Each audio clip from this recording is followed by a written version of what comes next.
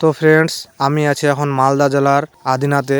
এটা হলো আদিনা মস্ক, ঐতিহাসিক একটা জায়গা। বাইরে থেকে এটা এরকম দেখায়। অনেকদিন ধরে ভাবছিলাম যে যাব, কিন্তু আজকে আসলাম দেখতে। এখানে আসার জন্য আমি রায়গঞ্জে বাস ধরেছিলাম। বাসে করে আমি এখানে নামলাম। এই আদিনা মস্কটা হাইরোডের পাশেই আছে। এখানে লোক ভালোই ঘোরার জন্য আসে। এটি পুরোপুরি ইট আর পাথর দিয়ে তৈরি হয়েছে। বাইরের দিকে এগুলো ইট দিয়ে তৈরি হয়েছে, কিন্তু ভিতরে কিছু কিছু আছে যেগুলো পাথর দিয়ে তৈরি হয়েছে। কালো কালো ওগুলো এক ধরনের পাথর দিয়ে তৈরি হয়েছে। এটার আয়তন অনেকটাই বড় আছে। এটিকে এখন সংরক্ষণ করে রাখা হয়েছে সরকারের আন্ডারে।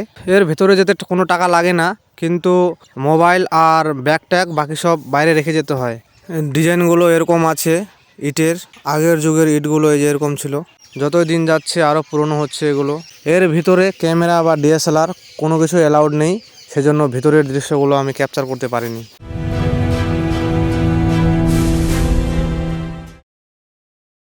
ওখান থেকে আমরা এবার ডিয়ার পার্কে চলে আসলাম। এই যে এটা ডিয়ার পার্কের গেটটা। এই গেট দিয়ে পার্কে যেতে হয় ভেতরে। তো চলো এবার ভেতরে যাই। লেখা ছিল ডিয়ার পার্ক, কিন্তু ভেতরে ফরেস্টের মতো আছে। এগুলো কিছু ইনস্ট্রাকশন দিয়ে রাখছে। চারিদিকে একবারে গাছপালায় ভর্তি আর জঙ্গলে ভর্তি। তার মাঝখানে একটা রাস্তা, উঁচু উঁচু সব গাছপালা। তো বন্ধুরা, ধৈর্য সহকারে দেখতে থাকো। ভেতরে দেখার মতো আরও কিছু আছে। দেখে মনে হচ্ছে যেন মনে হয় আমরা অনেক বড় জঙ্গলে চলে আসছি, অনেক বড় জঙ্গলের ভেতরে আছি, যদিও এটা একটা পার্ক।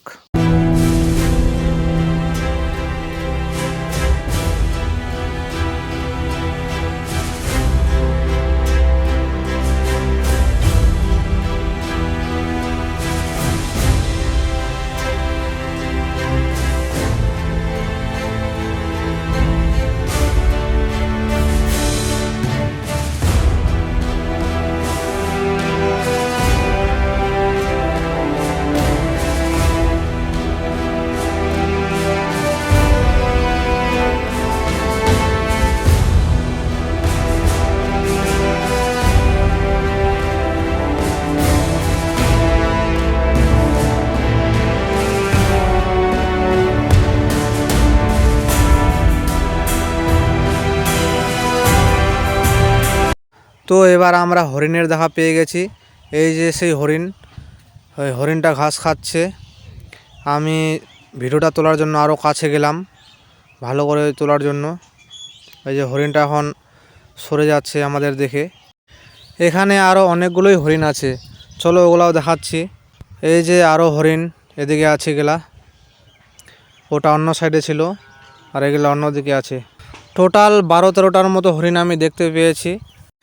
এখানে এসে আমাকে ভালোই লেগেছে, কারণ চারদিকে প্রাকৃতিক পরিবেশ, তারপরে হরিণ আছে, আরও পাখিও আছে। এই যে পাখিগুলোকে খাঁচার মধ্যে ঢুকায় রেখেছে এরা। এগুলা সুন্দর সুন্দর পাখিগুলো রাখা আছে ভিতরে। যারা প্রকৃতি প্রেমী আছে তারা এখানে আসলে তাদেরকে অবশ্যই ভালো লাগবে। এবার আমরা পার্ক থেকে বার হয়ে গেলাম। ডিয়ার পার্কের বাইরে এখানে আবার একটা পিকনিক করার মতো স্পট আছে। এখানে 1 জানুয়ারিতে অনেক মানুষ পিকনিক করতে আসে। ওই যে ফাঁকা মাঠটা যেটা সামনে দেখতে পাচ্ছ, ফাঁকা জায়গাটা, যেরকম আমি এটা গিয়েছিলাম 22শে ডিসেম্বর তারিখে, কিন্তু তখনও 3-4টা বাস ওখানে পিকনিক করতে আসছিল বাসে করে। আদিনা মস্ক আর এই ডিয়ার পার্কটা খুব একটা বেশি দূরাদূরি নয়। তো আজকে এতটাই ছিল, তাহলে দেখা হচ্ছে পরের ভিডিওতে। ভিডিওটি ভালো লাগলে অবশ্যই লাইক, শেয়ার অ্যান্ড সাবস্ক্রাইব করে দিও। Thank you.